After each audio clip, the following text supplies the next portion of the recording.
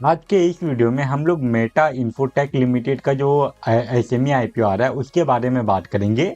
And इस video में मैं आप लोगों को यह आईपीओ के बारे में कंप्लीट इन्फॉर्मेशन देने वाला हूं कि ये कंपनी क्या काम करती है, इसके अलावा इस कंपनी का फाइनेंशियल रिपोर्ट कैसा है, साथ ही साथ ये कंपनी कौन से वैल्यूएशन एंड मार्जिन पे अपना एसएमई आईपीओ लेके आ रही है। एंड इसके अलावा वीडियो के एंड में हम लोग ये आईपीओ के करंट जीएमपी के बारे में भी बात करेंगे।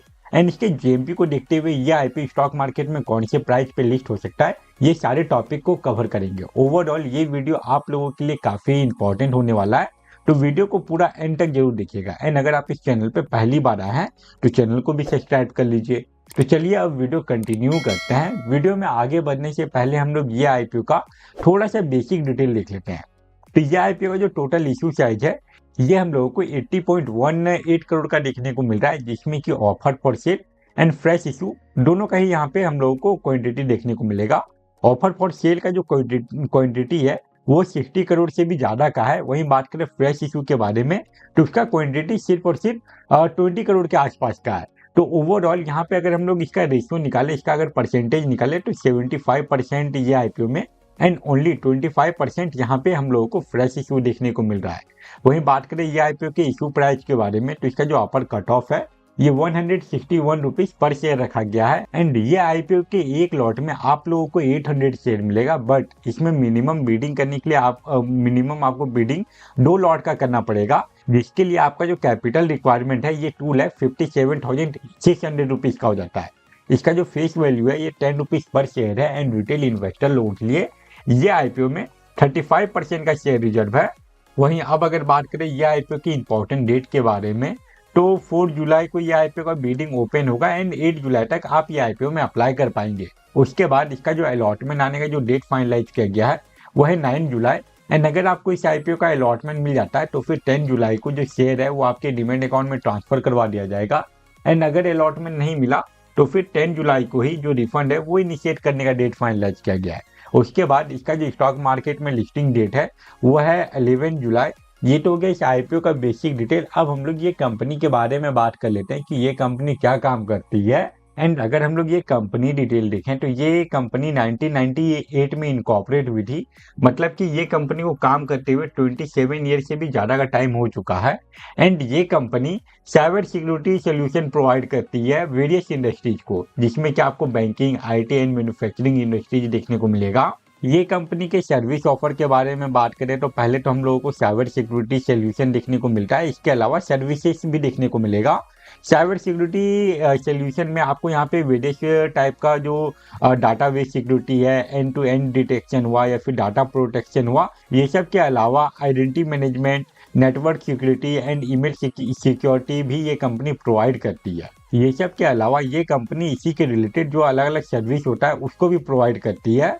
अब अगर हम लोग ये देखें कि ये कंपनी को जो आईपीओ से पैसा मिलने वाला है उसका ये क्या यूज करने वाली है, आईपीओ लाने के पीछे का इस कंपनी का क्या ऑब्जेक्टिव है, तो ये कंपनी को आईपीओ से जो पैसा मिलेगा उसमें से 75% डायरेक्टली इस कंपनी का जो प्रमोटर है उनके पास चला जाएगा, वो अपना शेयर बेच रहे हैं। इसके अलावा जो रिमेनिंग 25% है वो ये कंपनी के डेवलपमेंट में यूज होगा। 20 करोड़ रुपीज यहाँ पे ये कंपनी का फ्रेश इशू का क्वांटिटी है।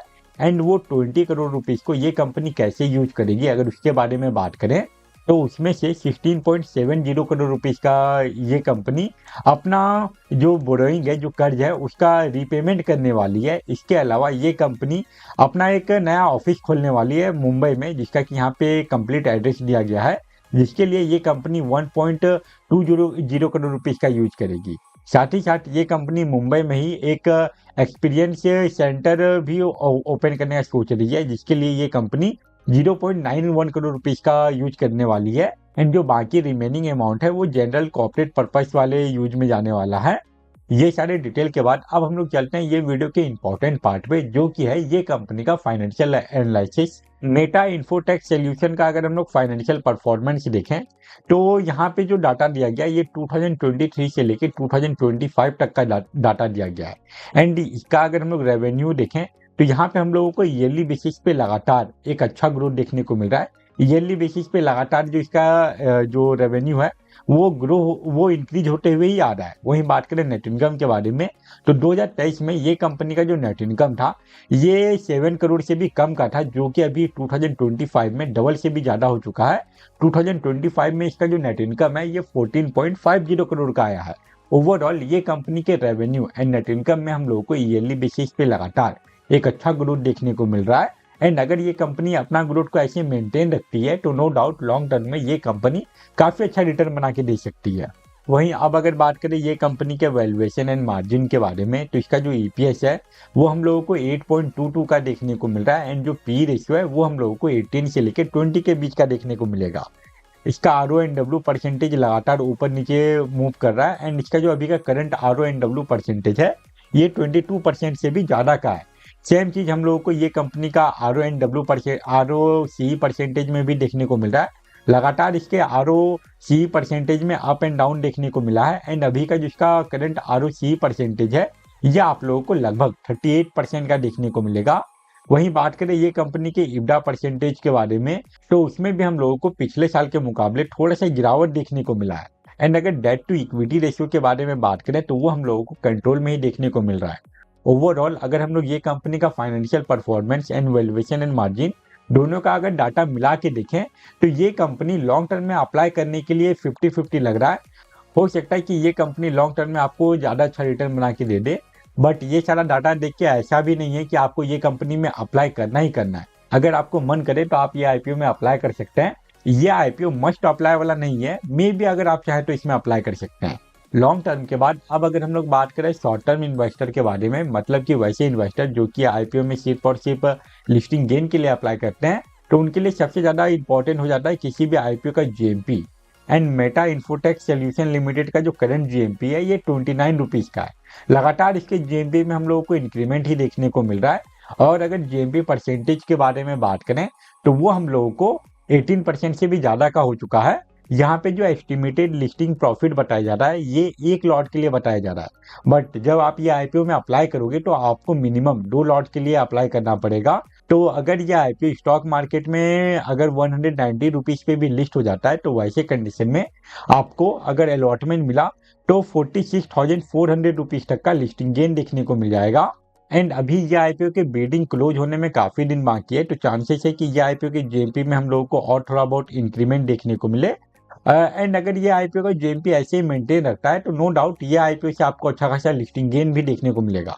अगर ये आईपीओ के रिलेटेड कोई और मेजर न्यूज या फिर अपडेट आता है या फिर ये आईपीओ के जीएमपी में सडनली कोई बड़ा इंक्रीमेंट आता है, तभी मैं इसके ऊपर और एक अपडेटेड वीडियो बना के अपलोड कर दूंगा। एंड वो सारे वीडियो को देखने के लिए आप चैनल को भी सब्सक्राइब कर लीजिए। तो ये था मेटा इन्फोटेक सोल्यूशन लिमिटेड का detail analysis video. I hope आपके लिए ये वीडियो यूजफुल रहा होगा। एंड अगर वीडियो यूजफुल लगा तो वीडियो को लाइक जरूर करें। फिलहाल इस वीडियो को हम लोग यहीं पे एंड करते हैं। Thank you for watching this video.